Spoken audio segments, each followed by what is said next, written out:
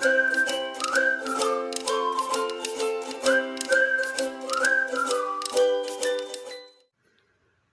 Continental Drift. Seorang ahli meteorologi asal Jerman bernama Alfred Wegener mengajukan sebuah teori yang dikenal dengan teori pergerakan benua atau continental drift.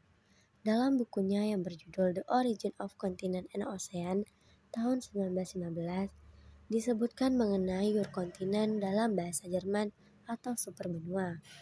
Dalam buku yang sama, namun edisi berbeda, Wegener menjelaskan bahwa pada zaman dahulu, semua benua di bumi menyatu membentuk sebuah daratan yang sangat luas, yang disebut Pangaea. Namun, sekitar 200 juta tahun lalu, benua-benua tersebut terpisah dan bergerak menjauh secara perlahan. Lantas, bagaimana kita bisa yakin jika teori Wegener ini benar? Teori Wegener ini didukung oleh fakta-fakta yang meyakinkan bahwa teori yang diajukan beliau memang benar. Adapun fakta-fakta tersebut yaitu, yang pertama, coba teman-teman perhatikan bentuk lekukan dari masing-masing benua tersebut. Jika kita perhatikan dengan seksama, maka lekukan-lekukan pada benua-benua tersebut akan membentuk kesatuan seperti sebuah puzzle. Fakta kedua yaitu penemuan fosil. Salah satu buktinya dengan adanya penemuan fosil Mesosaurus di Amerika Selatan dan di Afrika. Mengapa ini bisa menjadi bukti?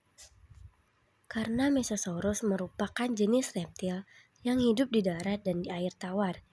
Wegener beranggapan bahwa Mesosaurus tidak mungkin berenang melintasi samudra untuk sampai ke benua lain. Oleh karena itu, Wegener menyimpulkan bahwa Mesosaurus pernah hidup di benua tersebut pada saat benua masih menyatu. Selain fosil Mesosaurus, penemuan fosil lainnya juga mendukung.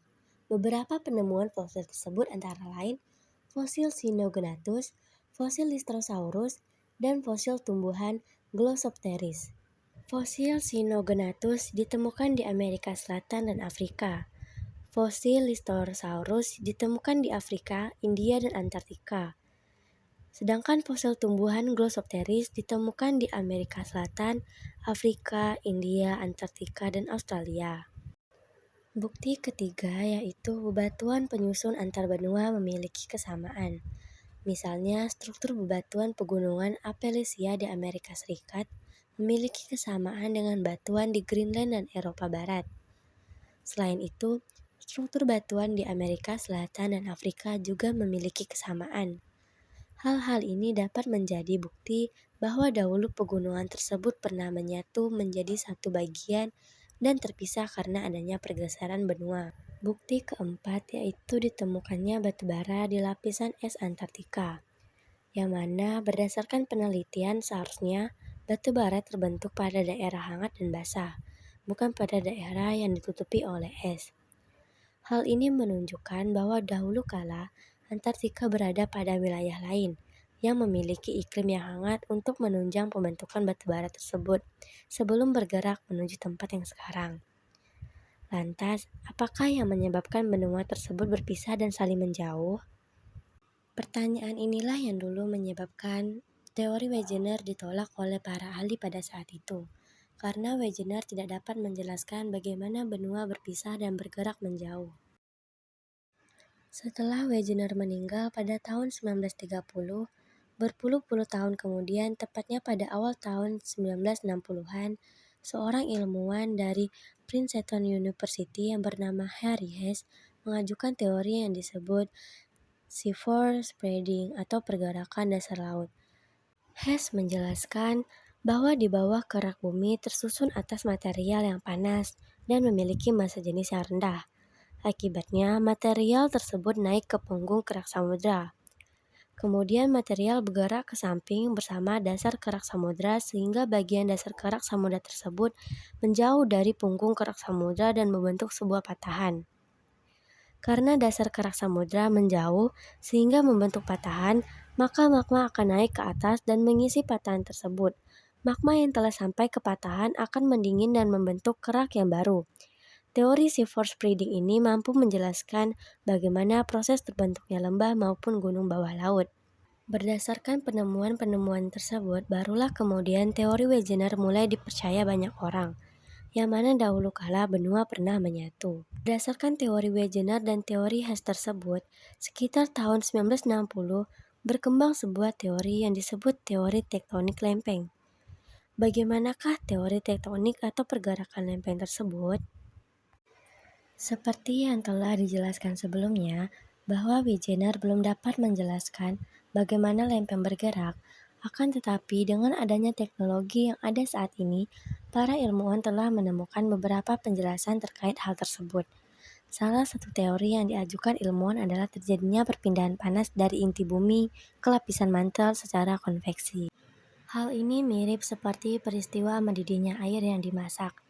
Inti bumi yang memiliki suhu hingga 6.000 derajat Celcius akan memanaskan material mantel bumi bagian bawah sehingga massa jenis material tersebut berkurang.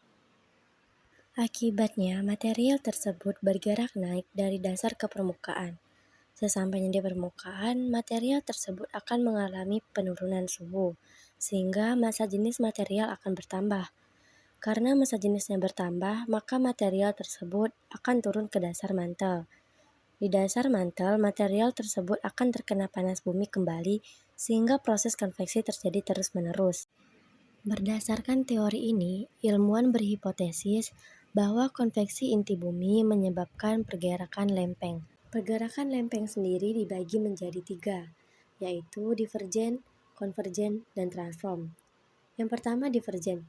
Divergen merupakan pergerakan lempeng yang dimana lempeng-lempeng bergerak saling menjauh satu dengan yang lain, di mana gaya yang bekerja pada gerak ini adalah gaya tarikan. Divergen ini menyebabkan naiknya magma dari pusat bumi yang akan membentuk kerak samudra. Yang kedua, konvergen. Konvergen merupakan pergerakan lempeng, di mana lempeng-lempeng bergerak saling mendekati satu dengan yang lain, di mana gaya yang bekerja pada gerak ini adalah gaya kompresional. Yang terakhir, transform. Transform merupakan pergerakan lempeng yang di mana lempeng-lempeng bergerak saling berpapasan. Gerakan ini sejajar dan tidak tegak lurus di mana menghasilkan sesar mendatar jenis strike-slip-fall. Pergerakan lempeng tektonik juga menciptakan ring of fire atau cincin api. Ring of fire sebenarnya mengacu kepada area dengan bentuk tapal kuda, yang intens pada aktivitas vulkanik dan seismik atau gempa bumi di sepanjang 25.000 mil atau 40.000 km. Aktivitas tersebut mengikuti ketepian Samudra Pasifik. Ring of Fire tidak hanya terbentuk begitu saja, ternyata tetap melalui beberapa proses. Cincin api ini terbentuk karena adanya lempeng tektonik seperti perahu raksasa di permukaan bumi, yang kemudian bergerak dan bertabrakan hingga dipaksa menujam di bawah lempeng yang satu dengan lempeng lainnya. Lempeng Pasifik memang cukup besar dan berbatasan dengan interaksi sejumlah lempeng besar dan kecil. Interaksi antara lempeng Pasifik dan lempeng tektonik di sekitarnya menciptakan sejumlah besar energi, yang pada gilirannya dengan mudah melelehkan batuan menjadi magma. Magma selanjutnya akan naik ke permukaan bumi sebagai lava, lalu terbentuklah gunung berapi. Tak terasa kita sudah berada di ujung topik. Mungkin cukup sekian dulu video saya kali ini. Terima kasih atas perhatian teman-teman semua dan sampai jumpa di video saya selanjutnya.